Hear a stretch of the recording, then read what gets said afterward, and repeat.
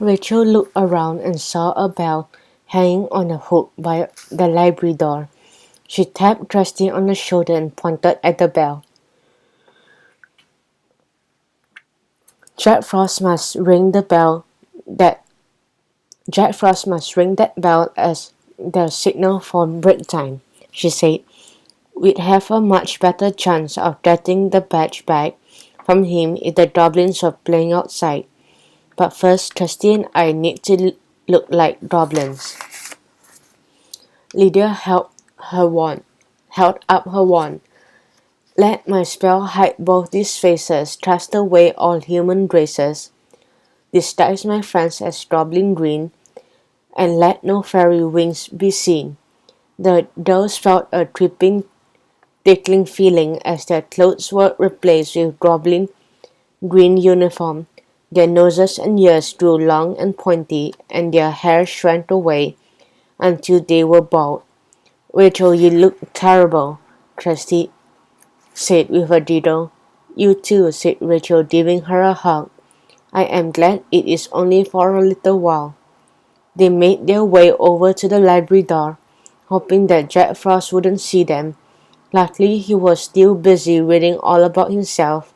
They could hear his voice booming.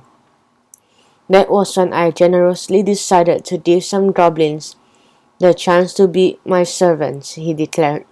I visited the goblin village and chose the least foolish and the least ugly of them all. They all kissed my hand in thanks. This is definitely not a good story, said Rachel. She reached up and rang the bell as loudly as she could. At the front of the library, Jack Frost jumped in surprise and stopped reading. The goblins scrambled to their feet and there was a stampede for the door. Let me out, Trusty heard one of them mutter. Get me away from this horrible story, whispered another. I couldn't stop listening, said a third. Something was forcing me to be good. It was awful. They pushed and shoved one another aside, trying to reach the door first. Rachel and Kirsty had to run to get out of the way, but in the confusion they ran in the wrong direction straight into the arms of Jack Frost. He pinched one of Kirsty's goblin's ears between his thumb and forefinger. He did the same to Rachel, frowning at them. I saw what you two did, he snapped. You rang the recess bell too early. You interrupted the amazing story of my life. You are going to be punished for that. We are very sorry, said Kirsty, trying to whimper like a real goblin. Please don't punish us. But Jack Frost was furious and he wouldn't let go of their ears. You'll miss out on recess, he said. You will have to sit in my office and work. Come on. Rachel and Kirsty exchanged a hopeful glance. Maybe this was their chance to get Lydia's badge back. Pulling Rachel and Kirsty along by the ears, Jack Frost marched them out of the library and along a dim, damp hallway to his office. There was a brass sign on the door. Jack Frost, headmaster and genius.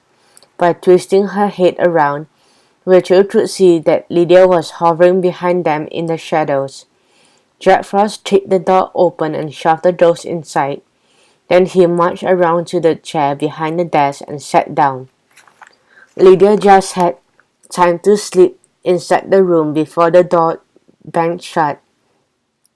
Kirsty saw her hide behind a large potted plant. Above her was a very droopy cactus. You two are going to learn that when I am talking, you should be listening, said Jack Frost, drumming his long fingers on his desk. You should have been paying attention in class. So I want you to write a whole page each about why Fantastic Jack Frost, the story of my life, is the best book ever. Oh, thank you, sir, exclaimed Rachel, much to Rachel's surprise.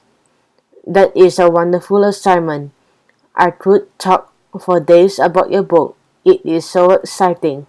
You must be very smart to have written something like that. A smile flickered around Jack Frost's grumpy mouth, and Rachel suddenly understood Trusty's idea.